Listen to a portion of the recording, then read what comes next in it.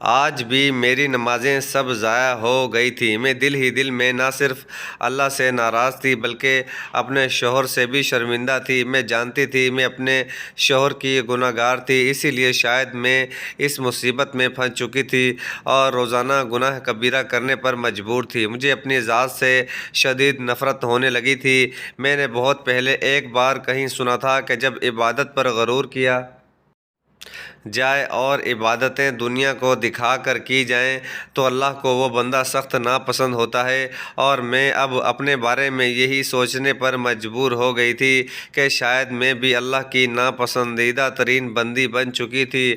میں رو رو کر اللہ سے اپنے گناہوں کی معافی مانگ رہی تھی۔ میرا اب یہی معمول بن چکا تھا، کیونکہ جس زندان میں قید ہو چکی تھی وہاں سے اب مجھے رہائی ممکن نہیں لگ رہی تھی۔ مجھے اپنے شوہر کی یاد آ رہی تھی۔ میں وہ وقت یاد کرنے لگی جب بیاہ کر اپنے شوہر کے گھر گئی تھی۔ میرا شوہر بہت سادہ اور خاموش طبع انسان تھا۔ اسے لڑائی جھگڑے یا بحث سے کوفت ہوتی تھی، اور مجھ پر پورا حق رکھتے ہوئے بھی وہ کبھی مجھ پر زبردستی حق نہیں جتاتا تھا۔ میرے شوہر نے مجھے زندگی کی ہر آسائش دی تھی، مگر مجھے اپنے شوہر کی قدر نہیں ہوئی تھی۔ حالانکہ ایسا بھی نہیں تھا کہ میری شادی میری پسند سے نہیں ہوئی تھی یا پھر میرے شوہر میں کوئی عیب تھا۔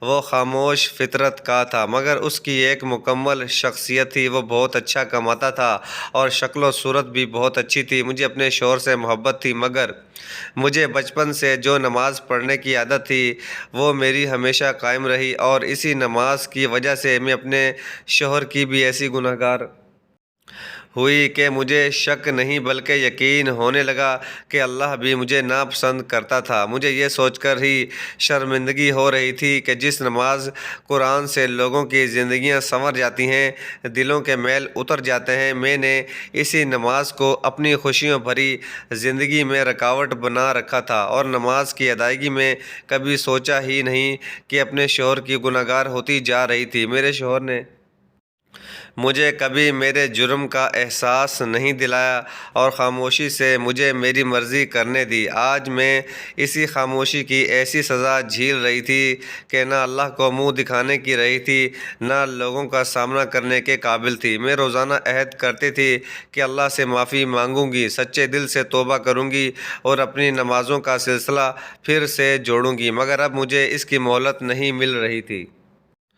اب میں جن نامحرم مردوں کے پاس رہ رہی تھی وہ مجھے نماز یا عبادت کے قابل نہیں چھوڑتے تھے۔ میری سوچ ہر صبح دھری کی دھری رہ جاتی تھی جب مجھے نامحرم اور غیر مرد ملازمہ کی طرح نہ صرف کام کرواتے بلکہ کسی باندھی کی طرح مجھے بے زبان جانور سمجھتے ہوئے مجھے اپنی زیادتی کا نشانہ بھی بناتے تھے، اور میں جو خود کو ہمیشہ نیک اور پاکیزہ ثابت کرنے کے زوم میں مبتلا رہتی تھی، اب زبان سے رو رہی تھی۔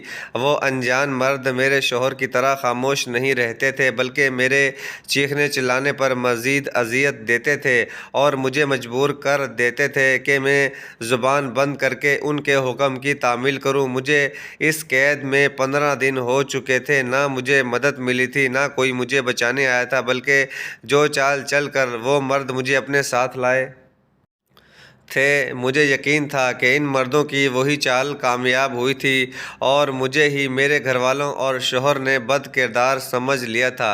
اسی لیے مجھے 15 روز گزر جانے کے بعد بھی کوئی مدد نہیں ملی تھی۔ 15 دن پہلے تک میری زندگی بہت خوشگوار اور سکون بھری گزر رہی تھی۔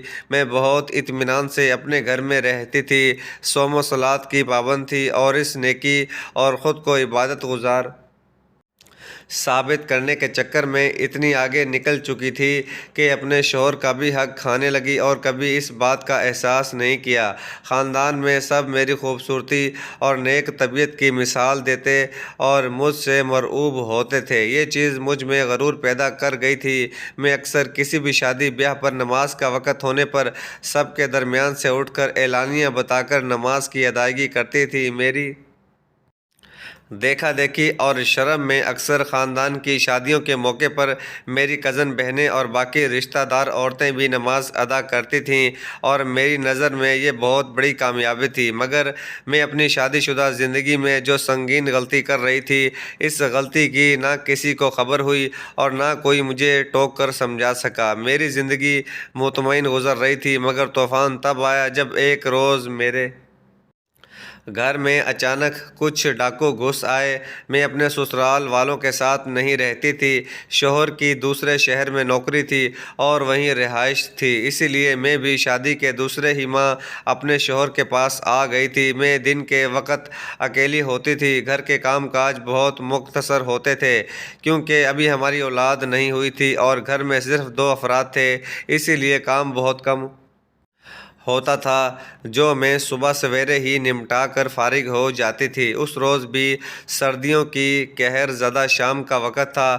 شوہر کا رات کے 10 بجے آنے کا معمول تھا، اسی لیے میں 7 بجے سے ہی کچن میں کھڑی سکون سے رات کا کھانا بنا رہی تھی جب گھر کے دروازے پر کھٹکا ہوا۔ میں نے زیادہ دھیان نہیں دیا اور یہ سوچ کر مصروف رہی کہ شاید کوئی بلی ہوگی، مگر چند لمحے بعد میں اپنے حال کا دروازہ بند ہوتا محسوس کیا۔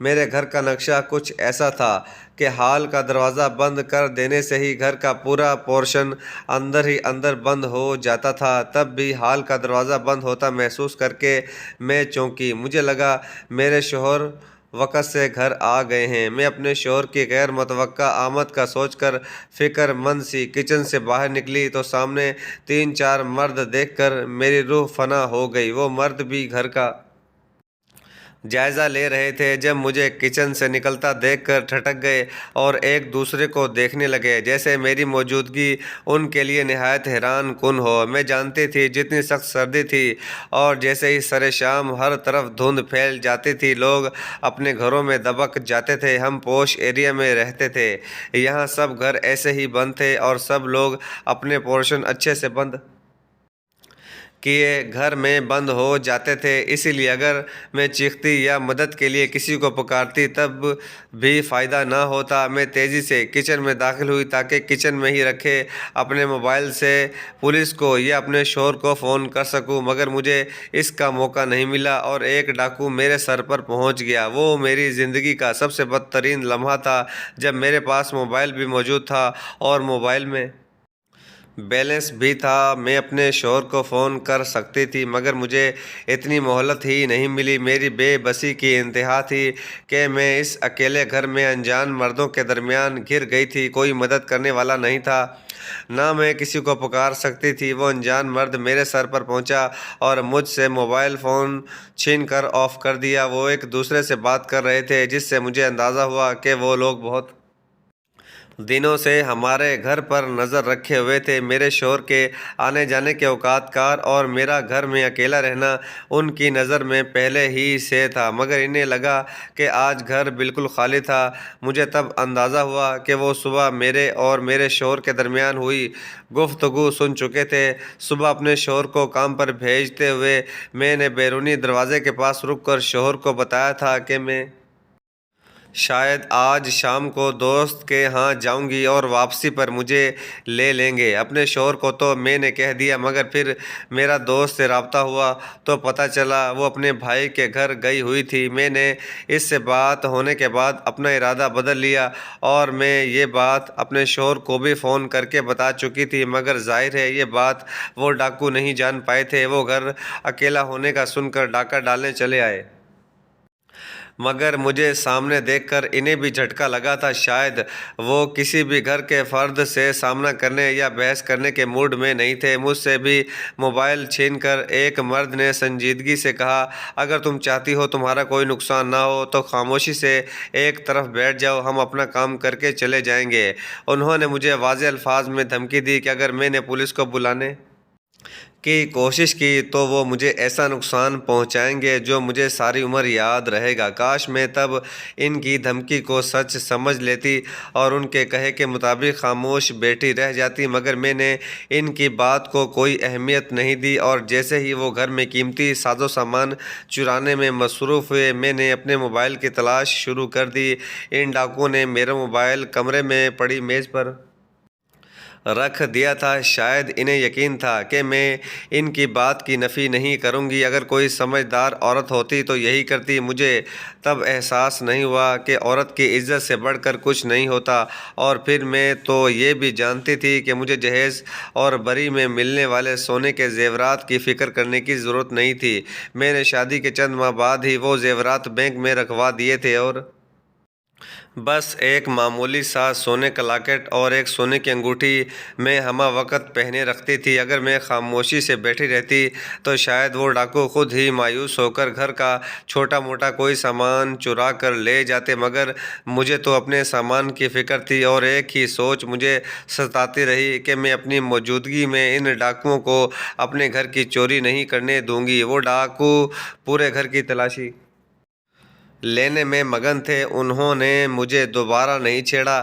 انہیں میرے شوہر کی ایمرجنسی میں ضرورت پیش آنے کی صورت میں رکھے جانے والی ہزاروں روپے کی خطیر رقم ملی تھی جو انہوں نے چرا لی۔ شاید وہ اسی رقم پر گزارا کر کے خاموشی سے لوٹ جاتے، مگر میں نے نادانی میں ان کے وہاں سے ہٹتے ہی ہال میں پڑا اپنا موبائل اٹھا لیا۔ میرا ارادہ تھا کہ موبائل آن کر کے پہلے اپنے شوہر کو ایک پیغام لکھ کر بھیج دوں گی، پھر میں آرام سے بیٹھ جاؤں گی، مگر میرا موبائل آن کرنا ایک ڈاکو کی نظر میں آ گیا۔ وہ پہلے ہی خالی گھر پا کر بھڑکے ہوئے تھے۔ اس پر میری حرکت انہیں شدید غصے میں مبتلا کر گئی تھی۔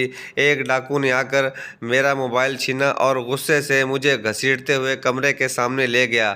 میری شال اس کے گھسیٹنے پر ہی اتر چکی تھی۔ ان کے غصے پر میرے ہوش اڑ گئے، اور مجھے تب حالات کی سنگینی کا احساس ہوا جب اس ڈاکو نے اپنے ساتھیوں کو پکار کر کہا کہ شاید اس گھر میں اس لڑکی کے علاوہ چرانے کا کچھ نہیں ہے۔ دوسرے مرد نے میرے ہاتھ سے سونے کی انگوٹھی بے دردی سے نوچ کر اتاری۔ اذیت اور ذلت کے مارے میری آنکھیں بھر آئیں۔ میں نے غصے سے اپنے گرد اکٹھا ہوتا دیکھ کر جلدی سے اپنا لاکٹ بھی اتار کر انہیں دے دیا، اور ان کی منتیں کرنے لگی کہ گھر میں بس یہی سونا ہے، وہ یہ لے کر چلے جائیں۔ میں اپنی زبان ہمیشہ کے لیے بند رکھوں گی، مگر یہ میری غلط فہمی تھی کہ اب وہ میرے بہلاوے میں آ جاتے۔ میں خود اپنی حرکت سے ان کی توجہ اپنی طرف مبذول کروا چکی تھی۔ میں نہایت خوبصورت اور جوان لڑکی تھی، پہلے شال اوڑھے رہی اور پردہ میں رہی تو ان مردوں نے بھی مجھے زیادہ توجہ نہیں دی تھی، مگر اب میری شال بھی اتر چکی تھی اور کوئی پردہ نہیں رہا تھا۔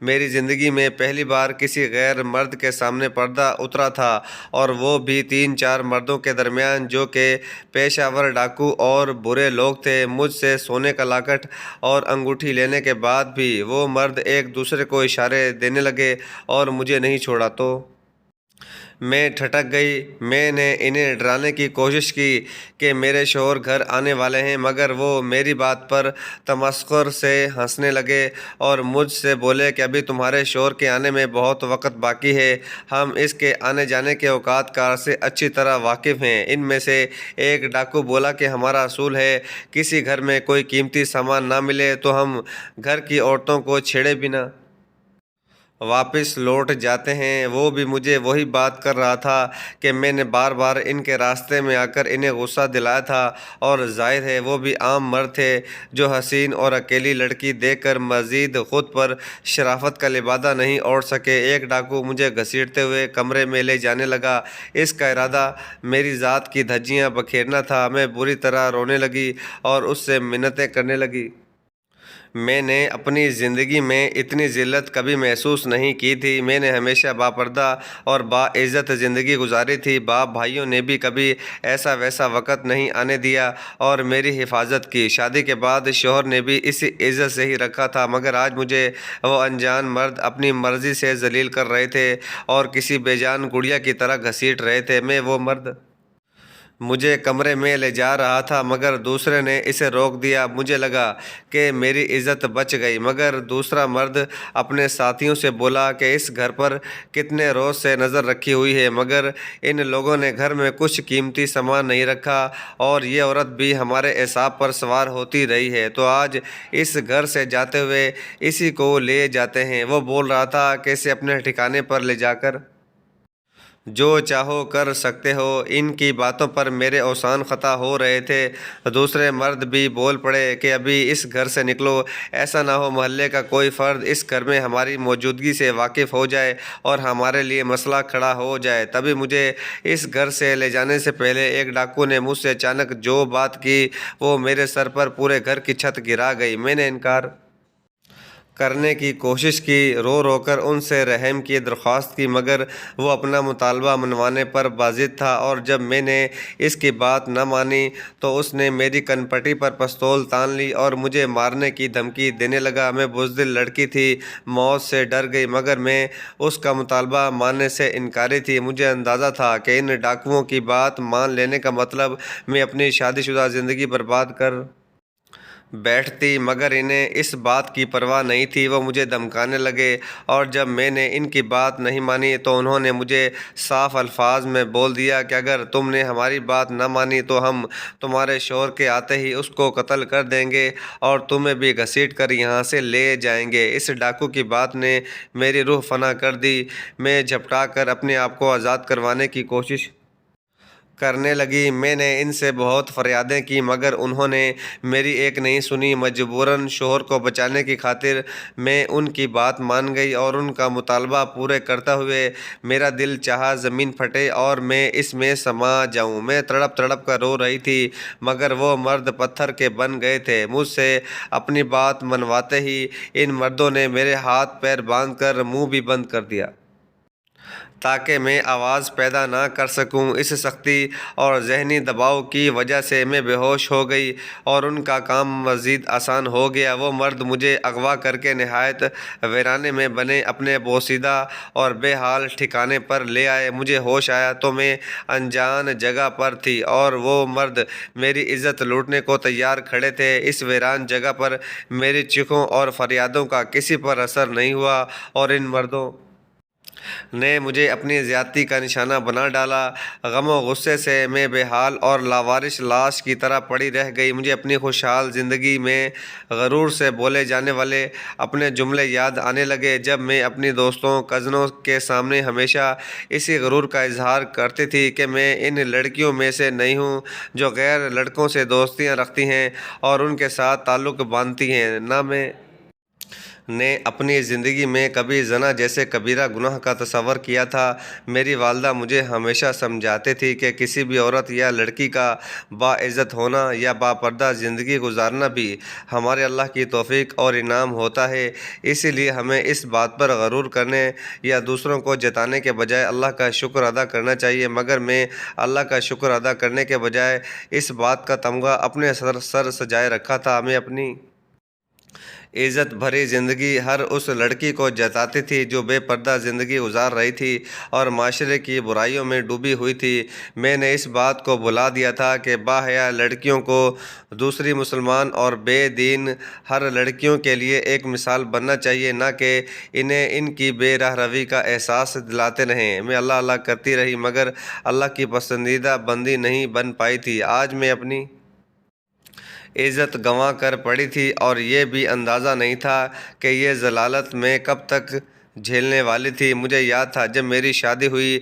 تو شوہر نے اسی بات پر شادی کے کچھ ہی عرصہ بعد فخر کا احساس کیا تھا کہ ان کی بیوی عام لڑکیوں کی طرح دنیا داری میں مبتلا نہیں تھی۔ میرے شوہر بھی نمازی اور نیک انسان تھے، انہیں کبھی مجھے نماز یا قرآن پڑھنے کی تلقین نہیں کرنا پڑی تھی، نہ کبھی مجھے ضرورت کے وقت پردہ کرنے کا بتانا پڑا تھا۔ یہ سب میں خود کرتی تھی اور اس بات پر میرے شوہر کو فخر ہونے لگا تھا، مگر میری نسبت وہ اس بات کا غرور کرنے کے بجائے ہمیشہ اللہ کا شکر ادا کرتے کہ مجھ جیسی لڑکی ان کی ہم سفر بنی ہے۔ اپنے شوہر کا فخر اور ہر وقت شکر کرنا مجھے مزید مغرور کر گیا تھا۔ شادی کے 2-3 ماہ تو اچھے سے گزر گئے اور میں نے اپنے شوہر کے حق میں کوئی لاپرواہی نہیں برتی تھی۔ میں نے پوری ایمانداری سے شوہر کا ہر حق پورا کیا اور ان کی خدمت میں کوئی کمی نہیں چھوڑی تھی۔ میرے شوہر کے دل میں میری قدر دن بدن بڑھتی جا رہی تھی۔ ہماری زندگی پرسکون گزر رہی تھی، مگر پھر سردیوں کی آمد ہوئی تو میں اکثر اپنے شوہر کی حق تلفی کرنے لگی۔ میں اپنی نمازوں میں کوئی کوتاہی برداشت نہیں کر پائی تھی اور اسی وجہ کو جواز بنا کر اکثر میں اپنے شوہر کو جھٹک دیتی اور اسے اس کا حق نہ دیتی تھی۔ میرے شوہر نے اس بات کا مجھے کبھی گلہ نہیں دیا، مگر جب میں نے ایسا 3-4 بار کیا تو میرے شوہر کو میری حرکت بری لگنے لگی۔ مجھ پر غصہ کرنے اور زبردستی کرنے کے بجائے میرے شوہر نے مجھے میری غلطی کا احساس دلانا چاہا، مگر میں بس ایک ہی جملہ بول دیتی کہ میں اپنی نماز نہیں چھوڑ سکتی، اسی لیے سردیوں میں میرے لیے وضو کرنا ہی مشکل تھا۔ میرے شوہر خاموش ہو جاتے۔ وہ لحاظ اور مروت والے انسان تھے جو اپنے حق کے لیے بھی باقی مردوں کی طرح شور شرابہ نہیں کرتے تھے۔ میں نے یہ بات بھی بھلا دی کہ شوہر کا اتنا درجہ تھا کہ اسے مزاجی خدا کا نام دیا گیا۔ میں یہ بھی جانتی تھی کہ جو عورت اپنے شوہر کا حق ادا نہ کرے اور اسے ناراض کر کے سوئے، اس پر پوری رات فرشتے لعنت بھیجتے تھے۔ مجھے بس لگتا تھا کہ نماز ہی میرا مکمل دین ہے۔ مجھے فجر کی نماز ادا کرنے کے بعد قرآن پاک کی تلاوت کرتی اور نہایت اطمینان سے گھر کے کاموں میں مگن ہو جاتی۔ میں اپنے شوہر کی ہر ضرورت کا خیال رکھتی تھی، مگر اکثر راتوں کو نہایت بے مروتی سے اپنے شوہر کو جھٹک دیتی تھی۔ میرے شوہر جو پہلے مجھے بھرپور وقت دیتے، میری باتیں سنتے اور روزانہ مجھ سے دن بھر کی رواداد سنتے تھے، اب خاموش رہنے لگے۔ میری کنارہ کشی کرنے پر میرے شوہر نے بھی نامحسوس انداز میں مجھ سے کنارہ کر لیا اور دوبارہ میرے قریب آنے کی بھی کوشش نہیں کی۔ میں نے اس بات کو محسوس کیا تو شرمندہ ہونے کے بجائے شوہر کا شکریہ ادا کرنے لگی اور ان کا مزید خیال رکھنے لگی، مگر آج مجھے احساس ہوتا ہے کہ شاید اللہ کو میرا یہ عمل اتنا برا لگا کہ مجھے اتنی بڑی سزا دی۔ میں ان انجان ڈاکوؤں کے ہاتھ لگ گئی اور اب ان کے ٹھکانے پر انہی کے رحم و کرم پر پڑی ہوئی تھی۔ میری ساری زندگی پاک رہنے اور نماز کو وقت پر ادا کرنے کے چکر میں گزری۔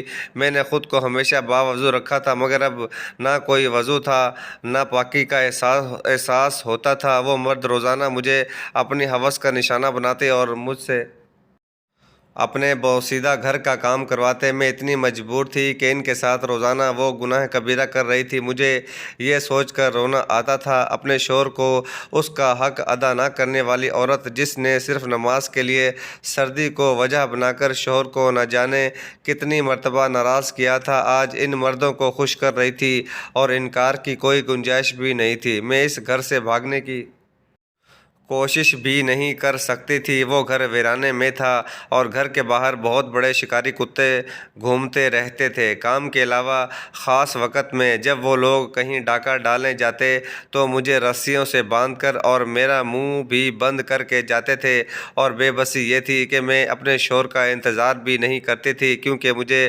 پہلے ہی سے خبر تھی کہ اغوا ہو کر آنے سے پہلے میں نے ان ڈاکوؤں کا جو مطالبہ پورا کیا تھا، اس کے بعد شاید اب میں اپنے شوہر پر ہر حق کھو چکی تھی، کیونکہ اغوا کر کے لانے سے پہلے ان ڈاکوؤں نے نہایت عیاری سے مجھے گن پوائنٹ پر اپنے شوہر کو ایک میسج بھیجنے کا کہا تھا۔ اس میسج میں خود میں نے اپنے شوہر کو اپنی دوست کے گھر جانے کا بتایا اور لکھا کہ میں اپنی مرضی سے گھر لوٹوں گی۔ میرے الفاظ کسی بھی مرد کو بھڑکانے کے لیے کافی تھے۔ نہ میں نے کسی دوست کا نام اور گھر لکھا، نہ کوئی تفصیل لکھی۔ میرا میسج ایسا ظاہر کر رہا تھا جیسے میں اپنی مرضی سے گھر چھوڑ کر جا چکی ہوں۔ میرا موبائل ڈاکوؤں کے پاس تھا اور پاورڈ آف تھا۔ نہ جانے میرے میسج کے جواب میں میرے شوہر نے کیا لکھ کر بھیجا تھا، مگر مجھے ڈر تھا۔ جس طرح پچھلے 15 روز سے میں غائب تھی، شاید میرے پورے خاندان کو خبر ہو چکی ہوگی اور شاید میرا شوہر میرا طلاق نامہ بھی میرے گھر بھیج چکا ہوگا۔ یہ بات مجھے اذیت میں مبتلا کرتی تھی۔ میں پوری زندگی انجان مردوں کا کھلونا بن کر نہیں گزار سکتی تھی۔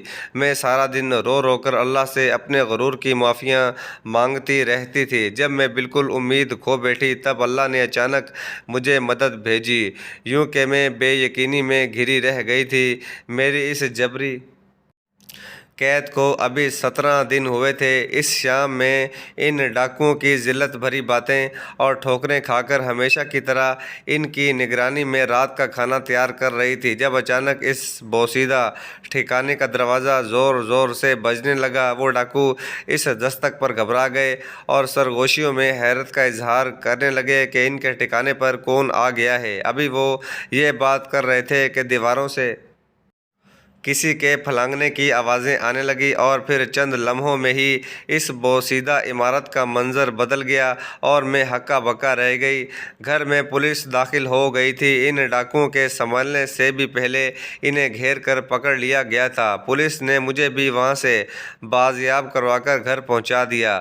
میڈیا پر ہر جگہ یہ خبر پھیل چکی تھی کہ پچھلے کچھ سالوں سے پوش علاقوں کے گھروں میں ڈکیتیاں کرنے والا گروہ پکڑا گیا تھا۔ میرے شوہر کے دوست پولیس افسر تھے، جس کی وجہ سے میرا ذکر ان خبروں میں نہیں کیا گیا۔ میں گھر آتے ہی ہوش و حواس کھو چکی تھی۔ تب مجھے ہوش آیا تو نیا دن طلوع ہو چکا تھا۔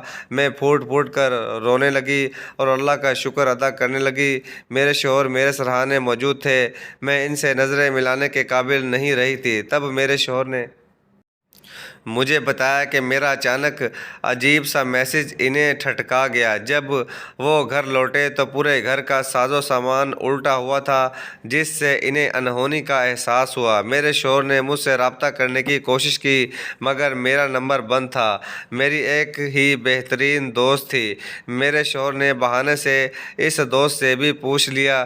مجھے غائب پا کر وہ سمجھ گئے کہ معاملہ گڑبڑ ہے۔ میرے شوہر نے اپنے پولیس افسر دوست کو سارا مسئلہ بتا دیا اور میرا نمبر ٹریس کرنے کے لیے بھی دے دیا۔ پولیس ان ڈاکوؤں تک نہیں پہنچ پا رہی تھی، مگر ایک دو روز پہلے ہی ایک ڈاکو نے میرا موبائل غلطی سے آن کر لیا اور پولیس کو میرے موبائل کی لوکیشن مل گئی۔ یوں میرے شوہر نے مجھے آزاد کروا لیا اور مجھے اطمینان دلایا کہ میرے اغوا کی خبر میرے شوہر نے کسی کو نہیں ہونے دی۔